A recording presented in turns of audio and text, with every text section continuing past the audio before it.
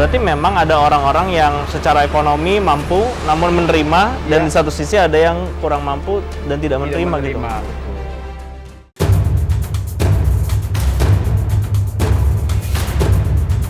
Bayang-bayang keganasan virus corona ini kian menjelma menjadi momok bagi warga, terutama mereka yang salah satu anggota keluarganya terpapar. Tingginya kasus kematian akibat COVID membuat rasa was-was tak bisa dibendung. Hingga hari ini 35.000 orang lebih telah menjadi korban, harus kehilangan nyawa akibat virus berbahaya ini.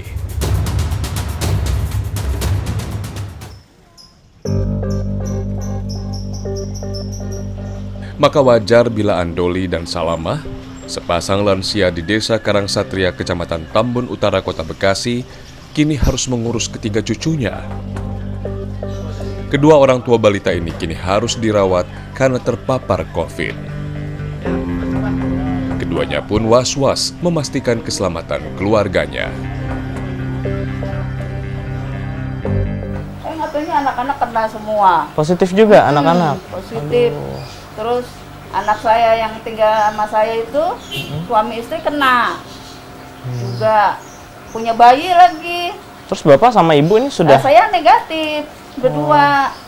Padahal satu rumah sempat ya? Nah ini kan berdua, ini kan nginep di saya pas dia kena positif itu. Iya. Nginep di saya.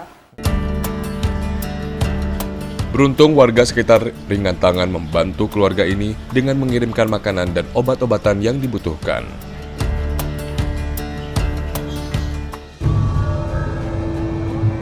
Satu masalah yang kerap memicu kegeraman warga adalah karut-marut pendataan bantuan sosial.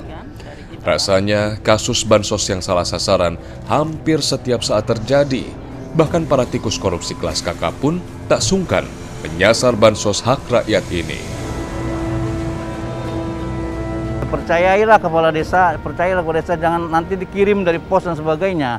Ternyata yang di pos itu kurang efektif. Namanya ada, orang udah nggak ada. Namanya ada, orang udah pindah. Nah ini banyak terjadi seperti itu. Nah kalau kita yang di desa ini tahu itu mana orang yang pantas diberikan dan mana yang tidak pantas diberikan itu, Pak.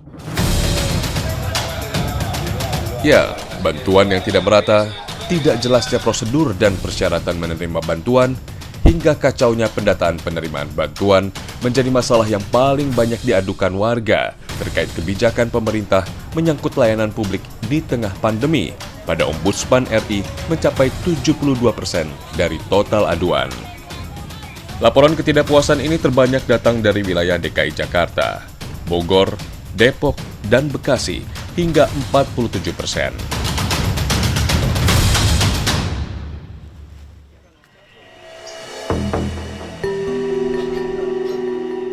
Lalu seperti apa fakta di lapangan? Tim Indonesiaku menemukan beberapa orang warga Kelurahan Duren Jaya, Kecamatan Bekasi Timur yang tidak mendapat bantuan sosial tunai atau BST dari Kementerian Sosial. Salah satunya Nani, seorang buruh cuci baju berusia 60 tahun yang kini nyaris kehilangan semua pelanggannya. Di tengah himpitan ekonomi yang dialaminya, tak sepeser pun bantuan pemerintah yang ia terima. Data itu di HP gitu ya, dia ngeliat itu, dia ada nama saya, nama bapaknya, nama suaminya ada. Tapi tidak pernah mendapatkan ininya ya? Sampai sekarang belum pernah. Jadi di sini saya tinggal udah 1 tahun lebih pun belum pernah. Ya minta supaya Pak Jokowi ngelihat rakyat yang kecil, terus dana itu langsung ke ini yang bersangkutan gitu. Berulang kali pemerintah meluncurkan berbagai program bantuan sosial. Sebut saja pendataan program Keluarga Harapan atau PKH, Kartu Indonesia Pintar, dan Kartu Indonesia Sehat. Sayangnya, semua datanya kerap kali tumpang tindih. Di masa darurat pandemi ini, lebih dari 1.000 triliun rupiah sudah digelontorkan pemerintah pusat. Lalu mengapa masih banyak rakyat yang belum merasakan manfaat bantuan ini? Karena warga saya hampir 250 kakak, cuman yang dapat 50, kira-kira 50 lah. 50 kakak kan otomatis udah ribut itu, pada ya rame lah, sempat rame juga itu. Kalau bapaknya sendiri bisa mengajukan nggak sih Pak nama-nama yang baru gitu? Nama-nama baru ternyata ya ada juga 1-2 yang turun lagi gitu. Ada 1-2 karena emang kita lihat keadaan ini ya, keadaan sangat membutuhkan banget ya, otomatis kita utamakan dulu gitu yang inilah. Sebaliknya, sejumlah warga yang terbilang mampu, namanya malah berulang kali masuk dalam daftar penerima bantuan. Sofyan Hadi misalnya, nama warga desa Srijaya, Kecamatan Tambun Utara, Kabupaten Bekasi ini sudah 4 kali terdata. Padahal ia memiliki tempat tinggal dan usaha bengkel kendaraan yang layak. Berarti memang ada orang-orang yang secara ekonomi mampu namun menerima, dan di satu sisi ada yang kurang mampu dan tidak menerima gitu. Betul. Makanya lalu kami koordinasi sama BSM, kalau kata mereka bisa bang, nanti cuman harus dimusdeskan lagi gitu, dibikin berita acara peralihan. Ya udah nggak apa-apa, kalau memang bisa ya lebih baik dialihkan aja ke orang yang tidak mampu. Banyak warga yang melayangkan kekecewaannya pada PT Pos Indonesia sebagai vendor penyaluran bantuan di seluruh Indonesia yang ditunjuk Kementerian Sosial. Bukan 1-2 orang yang mempertanyakan mengapa bantuan tak sampai ke tangan mereka. Kemarin kan kita diwajibkan door to door ya, tapi di masa Covid ini kan nggak mungkin juga.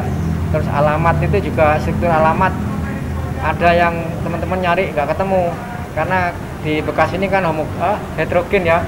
Ada yang kemarin mereka kontrak di sini, kontraknya habis ya pindah. Pak RT pun juga ada kesulitan nyari warganya mana ini kemarin. Itu. Jadi kantor pos kalau mau door to door itu juga kendalanya mungkin kurang maksimal lah. Nyari seharian, nyari 1 orang mau diantar, ternyata orangnya pindah kos, pindah kontrakan. Kasus di Bekasi hanya potret sebagian kecil masalah yang sama di seluruh penjuru negeri. Masalah kian pelik saat jumlah warga miskin meroket mendadak karena banyaknya PHK. Sayangnya, perubahan kondisi masyarakat ini tidak diikuti dengan pembaharuan data terkini. BST ini kan dari pusat, kemudian juga berkoordinasi dengan pemerintah daerah, dari dinas, kemudian dari dinas kecamat, kemudian kelurah, sehingga rentang birokrasinya ini cukup panjang. Nah, kemudian juga ada baik itu dari Kemensos dengan memilih vendor itu dari PT Pos. Sehingga ada kemungkinan sumbatan-sumbatan informasi, sehingga informasi dari atas itu tidak utuh gitu sampai ke bawah, ataupun walaupun utuh tapi prosesnya agak panjang.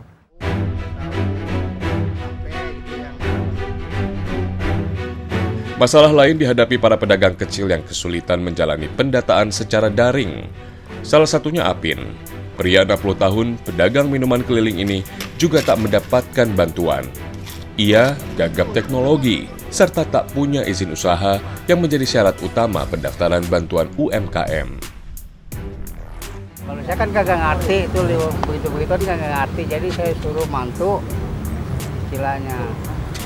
Kalau pertama sih mantu dapat, cuman pas saya sendiri ajuin sama mantu, didaftarin sama mantu, itu 2 kali dapat saya nggak dapat, nggak ada gitu. Jadi nggak ada kabar dari sono dari itu, nggak ada. Bagi mereka yang kini terbelit masalah ekonomi, bantuan sebesar 1,2 juta rupiah jelas sangat berarti. Setidaknya untuk menutupi biaya kebutuhan sehari-hari, sebagai pengganti nafkah bagi anak dan istri.